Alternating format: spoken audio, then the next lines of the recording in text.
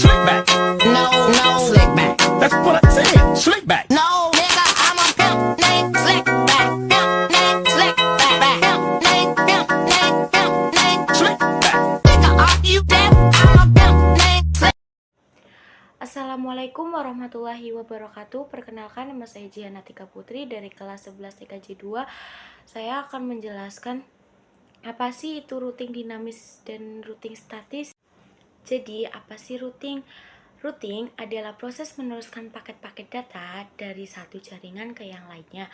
Proses ini dapat diartikan juga sebagai penggabungan beberapa jaringan untuk meneruskan paket data dari satu jaringan ke jaringan selanjutnya.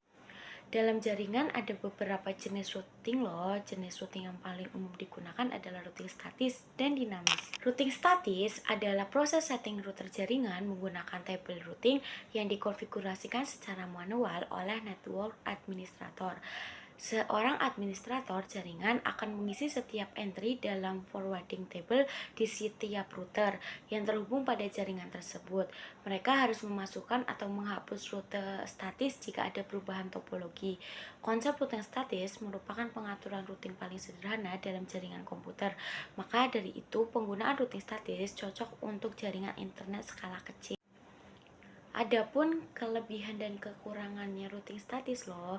Kelebihannya adalah meringankan kinerja prosesor router, tidak ada bandwidth yang terbuang saat terjadi pertukaran paket, lebih aman, administrator bebas menentukan jalur jaringan, kebal terhadap usaha hacker untuk melakukan spoof dengan tujuan membaca trafik. Dan kekurangannya adalah hanya dapat digunakan untuk jaringan berskala kecil, rentan terhadap kesalahan saat melakukan entry data secara manual. Administrator jaringan harus mengetahui semua informasi tentang router yang tersambung di dalamnya. Administrasi cukup rumit dibanding dynamic routing, terlebih jika ada banyak router yang dikonfigurasikan secara manual. Jika ada satu router yang mengalami kerusakan, maka jaringan akan terhenti karena static route tidak akan memperbarui informasi dan tidak menginformasikan ke router yang lain. Dan apa sih routing dinamis itu?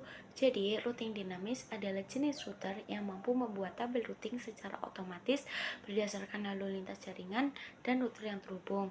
Berkebalikan dengan routing statis, routing dinamis memiliki protokol routing yang akan mengatur router secara otomatis untuk saling berkomunikasi dengan memberikan informasi tentang jaringan dan koneksi antar router. Informasi ini digunakan untuk membangun dan memperbaiki tabel routingnya. Dan ada berbagai macam protokol routing dinamis loh, seperti RIP, Routing Information Protocol, IGRP, Internet Gateway Routing Protocol, ASPF, Open Shortest Path First, dan BGP, Border Gateway Protocol. Dan routing dinamis juga mempunyai kekurangan dan kelebihan loh.